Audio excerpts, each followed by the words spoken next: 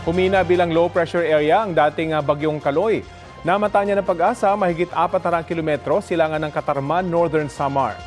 Wala nang epekto sa lagay ng ating panahon ng LPA. Mainit at maalinsangang panahon muli ang aasahan sa malaking bahagi ng bansa ngayong araw. Posible pa rin ang mga panandaliang ulan o local thunderstorms sa ilang lugar.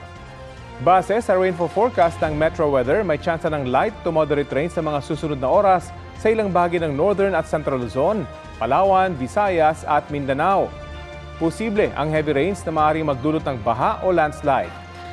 Babala ng Pag-asa, posibleng pumalo sa danger level na 45 degrees Celsius ang heat index sa Tugigaraw, Cagayan ngayong Martes.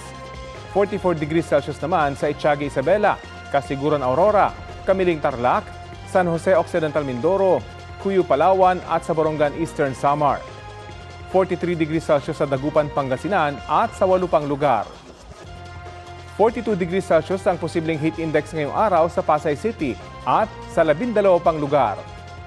Extreme caution level naman na 41 degrees Celsius ang posibleng heat index dito sa Quezon City at 15 iba pang lugar. 40 degrees Celsius sa Bayumbong, Nueva Vizcaya at sa 13 iba pang lugar sa bansa. May panibagong sama ng panahon ang namuo sa Pacific Ocean. Mahigit 1,000 kilometro ang layo niyan silangan ng northeastern Mindanao. Sa ngayon, mababa ang tsansa ng nasabing LPA na pumasok sa Philippine Area of Responsibility at maging isang bagyo, sabi ng Pag-asa.